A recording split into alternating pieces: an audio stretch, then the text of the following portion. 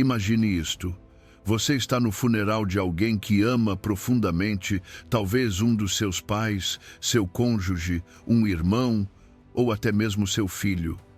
O ambiente está pesado de tristeza. As pessoas sussurram palavras de consolo como "eles estão em um lugar melhor agora" ou "um dia, todos estaremos juntos novamente". Mas no fundo do coração, uma pergunta não quer calar. Isso é realmente verdade? Será que eu realmente vou vê-los novamente? Eles vão me reconhecer? Eu vou reconhecer eles? Essas são algumas das perguntas mais pessoais, emocionais e às vezes dolorosas que podemos fazer. E sejamos sinceros, não é só curiosidade, é algo íntimo. Nós sentimos falta deles, nós desejamos estar com eles de novo. A ideia de nunca mais ver aquele sorriso, ouvir aquela risada ou segurar aquela mão é quase insuportável. Mas aqui está a esperança. A Bíblia não nos deixa na escuridão. Deus, em seu amor e sabedoria, nos deu respostas reais sobre o que acontece depois da morte, sobre o céu e sobre os relacionamentos que teremos lá. Eu sei que existem inúmeras opiniões no mundo hoje, mas hoje não estamos aqui para especulações, estamos aqui para a verdade. E a verdade está na palavra de Deus, a única fonte em que podemos confiar totalmente. E o que vamos descobrir juntos talvez surpreenda você. Talvez até desafie aquilo que você sempre acreditou. Então eu te pergunto, você está disposto a deixar de lado suposições e abrir seu coração para ouvir o que Deus realmente diz sobre o céu? Se a resposta é sim, você está no lugar certo. Vamos começar. A morte é uma das poucas certezas da vida. Todos nós iremos enfrentá-la, mas a maioria das pessoas evita pensar nisso até o momento em que não há mais escolha. A morte parece misteriosa, desconhecida e assustadora. Mas como cristãos, não precisamos viver com medo. A Bíblia nos dá respostas claras e confiáveis. A palavra de Deus ensina que o ser humano é muito mais do que carne e osso. Somos corpo e alma físico e espiritual. Quando morremos, nosso corpo volta ao pó, mas nossa alma continua existindo. Eclesiastes 12:7 diz assim: "E o pó volte à terra como era, e o espírito volte a Deus, que o deu." Isso significa que a morte não é o fim, é uma transição. Nosso corpo é temporário, mas nossa alma é eterna. Em Lucas 16:19-31, Jesus nos oferece um vislumbre poderoso do que acontece imediatamente após a morte, através da história do rico e Lázaro. Ambos morrem, mas seus destinos são completamente diferentes. Um vai para um lugar de paz, enquanto o outro experimenta tormento. O mais impressionante é que o homem rico continua plenamente consciente. Ele lembra da sua vida na terra, reconhece Lázaro e até demonstra preocupação com sua família, que ainda está viva. A partir desse relato, aprendemos pelo menos 3 verdades essenciais. Permanecemos conscientes após a morte. Mantemos memória e consciência da nossa vida terrena. Há uma separação imediata entre salvos e perdidos. Para os crentes, entretanto, a Escritura nos dá uma promessa cheia de esperança. Em 2 Coríntios 5:8, Paulo escreve: "Ausentes do corpo, estamos presentes com o Senhor." Isso significa que, no exato momento em que um cristão morre, ele é imediatamente recebido na presença de Jesus. Não existe período de espera, nem incerteza, nem sono da alma. É como se o último suspiro fosse dado aqui na terra e o próximo fosse respirado no céu. Mas para aqueles que rejeitam Cristo, o cenário é muito diferente. A Bíblia ensina que sua alma permanece separada de Deus, aguardando o julgamento final. Apocalipse 20:12-15 descreve uma cena impactante. o grande trono branco e a realidade aterradora do lago de fogo para todos os que não têm seus nomes escritos no livro da vida. Essa verdade deve despertar em nós a urgência da salvação. A eternidade não é uma ideia abstrata, é uma realidade certa, e só existem dois destinos possíveis.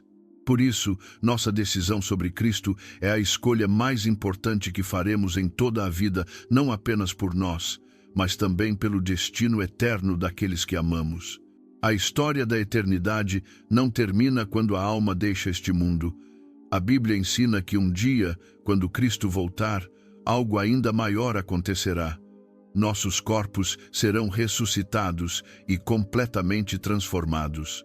Paulo explica isso em 1 Coríntios 15, 52, 53.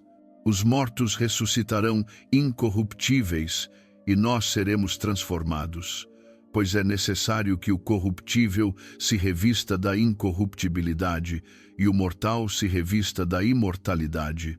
Isso significa que nossas almas, que entram imediatamente na eternidade após a morte, um dia serão reunidas a corpos glorificados, perfeitos, eternos e totalmente preparados para viver para sempre no novo céu e na nova terra de Deus.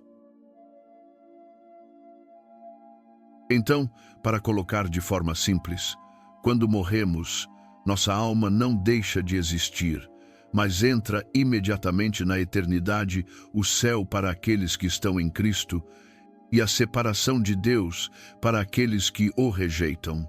No entanto, a história não está completa até a ressurreição final, quando nossos corpos terrenos serão renovados, livres de fraqueza, decadência e morte, e preparados para o reino eterno de Deus. Essa esperança incrível, naturalmente nos leva a outra pergunta, uma que toca os lugares mais profundos do nosso coração. Quando entrarmos nessa eternidade gloriosa, reconheceremos e conheceremos os entes queridos que amamos na terra? Essa pergunta está no centro da dor, da saudade e da esperança. Eu verei meus entes queridos novamente no céu? Eu reconhecerei o sorriso da minha mãe, o rosto do meu cônjuge ou a voz do meu filho? Essas perguntas são profundamente pessoais, e embora a Bíblia não traga um único versículo dizendo explicitamente, sim, você reconhecerá seus entes queridos no céu, o testemunho geral das Escrituras torna a resposta abundantemente clara. As evidências apontam para um sim absoluto, nós iremos nos reconhecer na eternidade. Um exemplo poderoso aparece na Transfiguração, registrada em Mateus 17, contra 1:4. Jesus levou Pedro, Tiago e João a um alto monte, onde Moisés e Elias apareceram ao lado dele. Esses dois homens estavam mortos havia séculos, mas os discípulos os reconheceram imediatamente. Eles não se tornaram espíritos sem nome ou sem rosto. Moisés ainda era Moisés e Elias ainda era Elias. Essa cena revela que no céu a identidade permanece intacta. Outro exemplo vem da história do rico e Lázaro, em Lucas 16, 19 e 31. Após a morte, o rico não apenas reconheceu Lázaro, mas também se lembrava da sua família que ainda vivia na terra. O relato mostra claramente que memória e reconhecimento pessoal continuam além do túmulo. Talvez a evidência mais convincente venha do próprio Jesus após a sua ressurreição. Embora seu corpo estivesse glorificado, ele ainda era reconhecível para seus seguidores. Maria reconheceu sua voz no jardim. Tomé tocou as feridas em suas mãos e no seu lado. Os discípulos no caminho de Emaús o reconheceram quando ele partiu o pão com eles. Todos esses relatos confirmam uma verdade maravilhosa. Em nossos corpos ressurretos, assim como Jesus continuou sendo Jesus, nós continuaremos sendo nós mesmos. Nossa individualidade, nossa identidade e nossa capacidade de reconhecer uns aos outros permanecerão. Isso nos dá esperança de que os relacionamentos que valorizamos tanto na terra não serão apagados no céu, mas sim transformados e tornados ainda mais significativos na presença de Deus. Sim, nós certamente reconheceremos uns aos outros no céu, mas uma pergunta importante permanece: nossos relacionamentos serão exatamente os mesmos que foram na terra? A resposta é ao mesmo tempo consoladora e surpreendente. Em Mateus 22:30, Jesus explica: na ressurreição, as pessoas não se casarão nem serão dadas em casamento. Serão como os anjos no céu. À primeira vista, suas palavras podem soar desencorajadoras, quase como se os laços de amor que compartilhamos aqui desaparecessem na eternidade. Mas não é isso que Jesus estava ensinando. Ele não estava dizendo que nossos relacionamentos seriam perdidos, mas sim que seriam transformados em algo maior do que podemos imaginar agora. Na Terra, nossas famílias são moldadas pelo casamento, por laços de sangue e por conexões humanas. Mas mesmo os relacionamentos mais amorosos são marcados por pecado, conflito e, inevitavelmente, separação. No céu, essas limitações desaparecerão para sempre. Todos nós pertenceremos a uma única família perfeita, a família eterna de Deus. Como seus filhos unidos em Cristo, nosso amor uns pelos outros será puro, inquebrável e completamente livre de qualquer sombra de dor ou mal-entendido. Isso significa que não amaremos menos nossas famílias terrenas no céu. Na verdade, as amaremos ainda mais. Nosso afeto não será mais limitado por egoísmo, orgulho ou fragilidade humana. Pelo contrário, será perfeito e completo, transbordando do próprio amor de Deus. E além de nossas famílias terrenas, experimentaremos esse mesmo amor perfeito com todos os crentes de todas as épocas, de todas as nações e gerações. Então sim, lembraremos e reconheceremos aqueles que amamos nesta vida. Mas mais do que isso, nosso amor por eles será mais profundo, mais rico e eterno, totalmente aperfeiçoado em Cristo.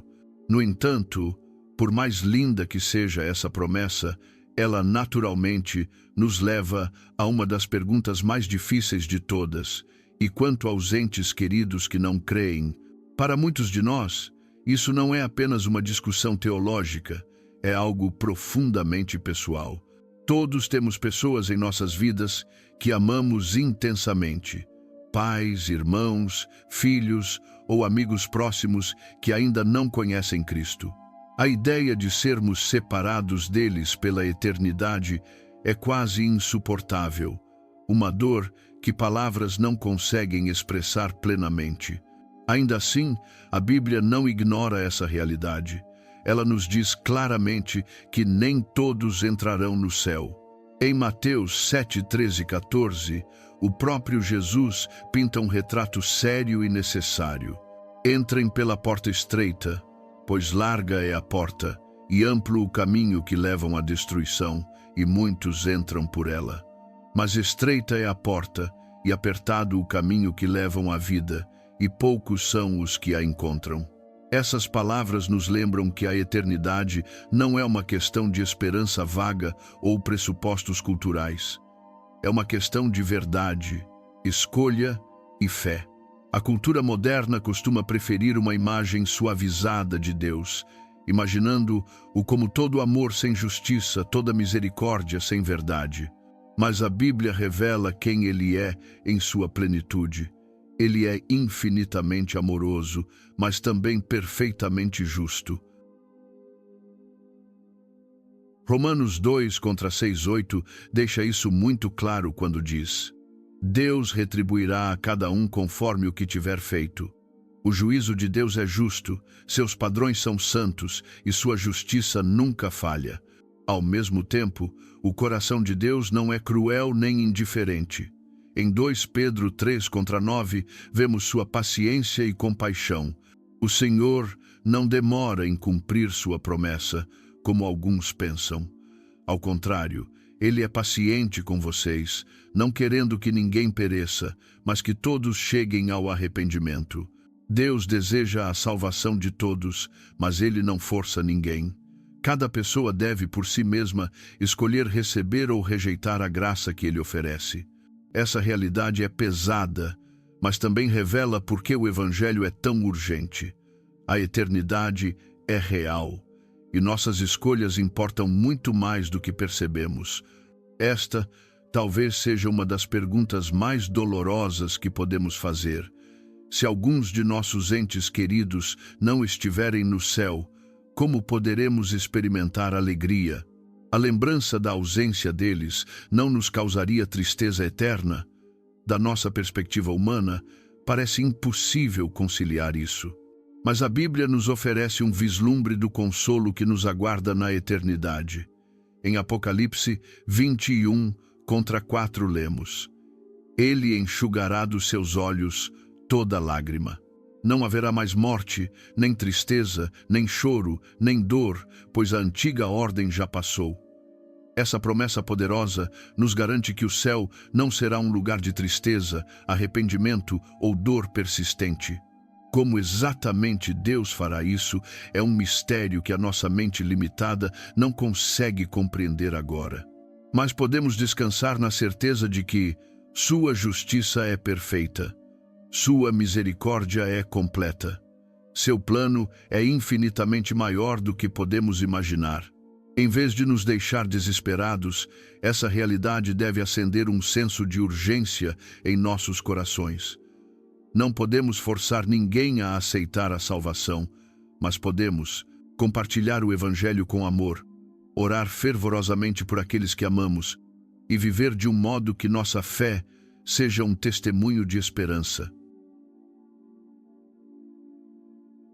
Atos 16:31 nos lembra da simplicidade e do poder da fé. Creia no Senhor Jesus e você será salvo, você e a sua casa. Cada pessoa, no fim das contas, precisa fazer sua própria escolha, mas o nosso exemplo e testemunho podem plantar sementes de fé que Deus, em seu tempo perfeito, fará florescer. A eternidade é real demais e longa demais para ser tratada com leveza. O momento de alcançar, orar e compartilhar Cristo é agora, não depois. O amanhã não é garantido, e esperar demais pode custar muito mais do que imaginamos. Que vivamos com urgência, movidos pelo amor por nossas famílias e pela confiança no plano eterno de Deus. Depois de refletirmos sobre o peso da eternidade, é refrescante voltar nossos olhos para a promessa gloriosa que aguarda cada crente em Cristo. Quando muitos pensam no céu, imaginam a beleza exterior, ruas de ouro, portas de pérola, brilho indescritível. Embora essas imagens sejam impressionantes, a verdadeira beleza do céu vai muito além disso. O céu é o lugar onde o próprio Deus enxugará cada lágrima, onde toda tristeza desaparecerá e onde cada relacionamento quebrado será restaurado e tornado perfeito por toda a eternidade. Imagine um mundo totalmente livre das coisas que hoje nos ferem, sem mal-entendidos, sem discussões ásperas, sem ciúmes, sem qualquer tipo de ruptura. No céu, os relacionamentos não serão mais marcados por orgulho, pecado ou fraqueza humana. Pelo contrário, serão marcados por amor perfeito, harmonia plena e unidade completa na presença de Deus. Cada vínculo refletirá a bondade dele, e cada conexão será inabalável. O apóstolo Paulo nos dá um vislumbre dessa realidade em 1 Coríntios 13:12. Agora, vemos apenas um reflexo, como em espelho, mas então veremos face a face. Agora conheço em parte, então conhecerei plenamente, assim como sou plenamente conhecido. Deste lado da eternidade, nossa compreensão é limitada e nosso amor imperfeito, mas no céu experimentaremos conhecimento completo e amor perfeito. Nós conheceremos e seremos conhecidos sem barreiras, e nossos relacionamentos serão exatamente como Deus sempre planejou, inteiros, puros e eternos. A Bíblia nos dá uma visão gloriosa da família eterna que aguarda todos os que pertencem a Cristo. Apocalipse 7:9 descreve assim: Depois disso olhei, e diante de mim estava uma grande multidão que ninguém podia contar, de todas as nações, tribos, povos e línguas, em pé diante do trono e do Cordeiro.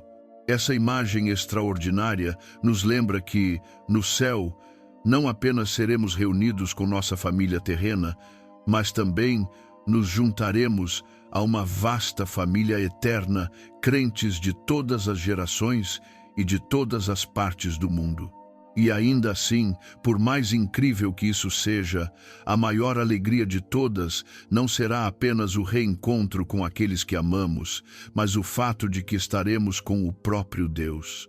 Romanos 8:15-17 nos diz que fomos adotados na família de Deus e feitos co-herdeiros com Cristo.